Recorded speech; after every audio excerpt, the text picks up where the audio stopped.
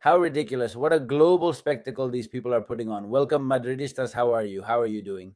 Sorry that these last few days, well, we made a video the other day that has carried us through the whole week. Clearly, the one about the karma of the fools, it's got over 600,000 views. Thank you all very much. Of course, the karma of the Argentinians was totally trending at first, then the conspiracy topic, then the sore loser attitude they're showing, and the ridiculous spectacle they're making around the world. Look, I always say the same thing, not all of them, but it's a lot. I mean, it's not just a few. No, it's not just a few, it's a lot. It's gotten to the point that, look, they're actually calling for a gathering at the obelisk in Buenos Aires to demand the stolen World Cup. They're demanding justice from FIFA for what they see as an unfairly stolen final. They say we won't stay silent anymore. It's unbelievable. Now we're going to listen to Leandro Paredes, by the way, who played a match with Boca, say that, well, the other day Raton Ayala did too, and even Escalon himself. And man, there's just no way. There's no way. That Carocha guy, that idiot saying conspiracy stuff, and the other one, Duca, talking about, well, these stories they're making up are more like big movie productions than anything else, which we showed in the second video in the conspiracy of the idiots. Well, they keep feeding into that. It's unbelievable. We've just arrived in Madrid, so, well, I've rested as much as I could, which hasn't been much yet. I know some of you are asking me to give my opinion about Rodri. We'll give our opinion at the end of this video, and then we'll get into Real Madrid topics, unless these people keep making such a wonderfully ridiculous spectacle of themselves that they're doing. And in fact, we're still going to dedicate part of this video to them because I insist, well, this is Leandro Paredes. When they ask him about the conspiracies, and he says that he already played a match with Boca yesterday, I think, and he says this. How was your return to Argentina? And also with all the comments that keep coming, those conspiracy theories, how did you feel when you heard all that too? Well, those are things we don't pay attention to. We're aware that we had a great World Cup, that in the final Spain was better. They deserve to win. They deserve to be champions. Congratulations to them. For us, obviously, we're left with the bitter feeling of coming so close and not being able to reach our goal. But at the same time, I'm proud because we gave everything we had in every match until the last second. And I think people saw that, and it's very gratifying. About everything that was said after the match, about the final, everything that's being talked about, as if something that isn't really necessary needs to be clarified. No, it's just that we don't have to clarify anything. We played a World Cup final. I repeat, Spain was superior. They did better. They are the rightful winners, and that's all there is to it. He added a few extra kicks at the end of the match. I think he apologized in a pretty half-hearted way. We're still waiting for the sanction, which has to be severe. And no matter how much the staff member, Raton Ayala, who once played for Valencia and the Argentina national team, said that, well, he apologized for his behavior, but that it wasn't a punch, it was a push. Sorry, it was a punch. Another thing is that you also pushed Dani Olmo, but anyway, I insist, exemplary sanctions for all these people. It's fine that they say these things later, but in the mind of the guy who's already caught up in the conspiracy, it doesn't matter if insiders explain it this way, as they'll stick to their own version. They'll definitely stick to their version, right? So, of course, I'm seeing a lot of videos of serious Argentine journalists laughing at this situation and saying, hey, tell Dibu Martinez and Messi to lose a final because Chiqui Tapia has some kind of problem. Look, no, really. Relax, Chiqui. No, we'll lose for you. Don't worry. We'll go in there and lose. Don't worry, damn it. If we're going to do it in such a way that we get to extra time, tied at 0, we'll pretend that we have it. A great chance, that one, the only one they had, Giuliano Simeone's, down the right and the cross. And Kubarsi's clearance, Kubarsik, that comes out between Unai Simon and the post. But they're even saying that ball went in and that there was a hole in the net. Well, I mean, a show, an amazing show. But hey, we're in the denial phase, right? Still, this guy is called Pablo Agnelli, and he says, apparently some statements from Ronaldo Nazario, who says it was a beating. The difference in quality between Spain and Argentina is very big. Argentina never played good football. They only fought with a lot of grit. They didn't play attractive football, he stated. Ronaldo Nazario. It wasn't truly a beating since we would have needed to score 4 or 5 goals, which we should have, but they ended up scoring 2 more than us. One was a joke and the other just by millimeters, but the difference between Spain and Argentina was like 3 or 4 to 0 the other day. I prefer to call it a masterclass, not a beating, because it was an incredible display of football. Anyway, this guy says, it wasn't a beating. They scored a goal in the 105th minute with Argentina down to 10 men, 2 injured, and another one limping. A really good team scores 4 or 5 goals against you. The world champion isn't necessarily a good team. They haven't played better than everyone else. Proving they were the best team? No. The World Cup has been so crappy, right? That the one who won was just the least bad one, right?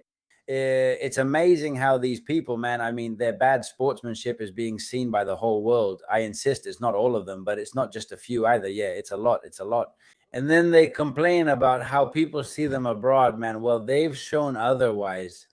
Good sportsmanship, which some of them are showing, he says, and they were really nervous because we almost made it to penalties. He says it wasn't a thrashing. Tell Ronaldo that Norway was the one who got thrashed. That's also a good message for Ronaldo here. Anyway, I insist. They're saying all sorts of things to him here, aren't they? He says, you're in the denial phase. That's what they're telling him, right? At some point, there were already 2 shots. Careful, 2 shots, but not on target. I mean, 2 goal chances, but not on target. In the end, Argentina didn't manage a single shot on target the whole match because Yolano Simeones went over the bar. And that other one, well, miraculously, it's true that it missed. That's what we've been saying, right? If that goal had gone in and they'd taken us to penalties, it would have been one of the most unfair things in football history. But I say it again, this thing about, and look, it's not just 4 weirdos. The 4 weirdos are going to the obelisk. We're discussing celebrities, specifically this Colapinto guy. Or later with Fernando Alonso in front.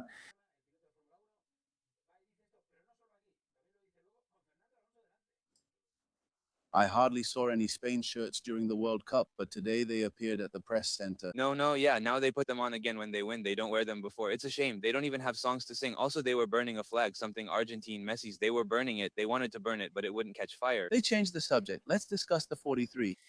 That thing about a guy who burned one, that was a crazy guy. At a certain moment during a celebration, something that is totally, I mean, burning a flag or burning a jersey is terrible, and that's something people criticize. He takes the example and does it and generalizes it, right? As if in Spain we had been burning Messi's jerseys in every square.